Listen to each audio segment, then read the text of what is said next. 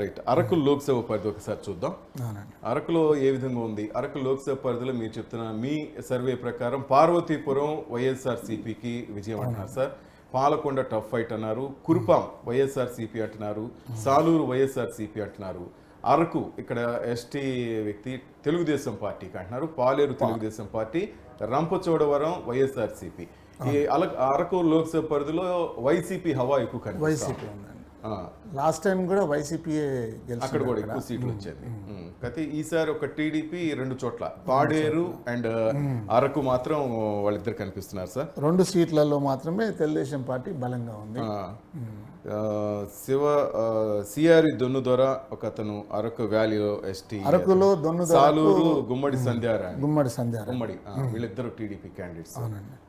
మిగతా అంతా వైసీపీకి అక్కడ కనిపిస్తాం.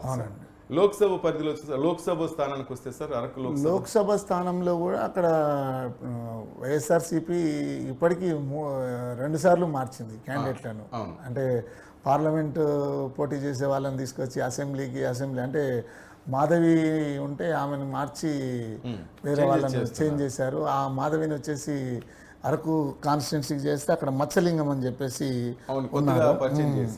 మత్స్యలింగంను పరిచయం చేస్తే ఆయన జెడ్పీటీసీ యాక్చువల్గా అక్కడ ఆయనను పరిచయం చేస్తే ఈమె అప్పుడు ప్రెగ్నెంట్ ఉంటే కూడా ఆ కాన్స్టిట్యున్సీలో ఆమెను తిరగనివ్వలేదు. ఆ తర్వాత ఆమె డెలివరీ ఆమె దూరం జరిగిపోయింది. కానీ మత్స్యలింగంనే తిరిగి కాన్స్టిట్యున్సీ సమన్వయకర్తగా నియమించారు. ఉందా సార్ ఆయనకి అంత ఉందా మత్స్యలింగానికి విజయ అవకాశాలు? కానీ అక్కడ పాడేరు అరకు 2 సెగ్మెంట్లలోనే టీడీపీకి బలమైన అవకాశం.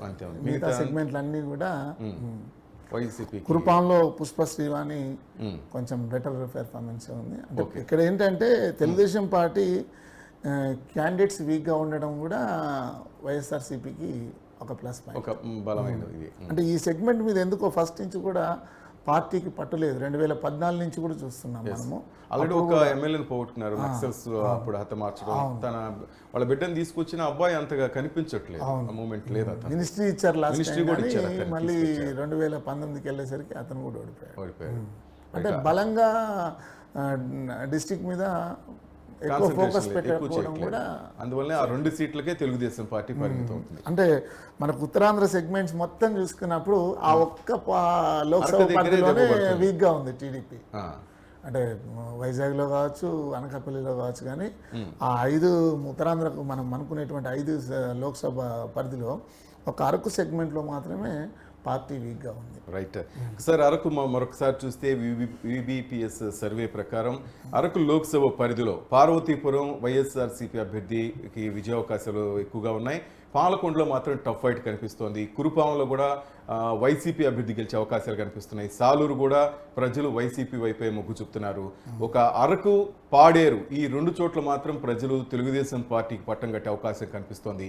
రంపచోడవరంకి వస్తే కూడా వైసీపీ వైపే ప్రజలు మొగ్గు చూపుతున్నట్టు తెలుస్తోంది సర్వే ప్రకారం.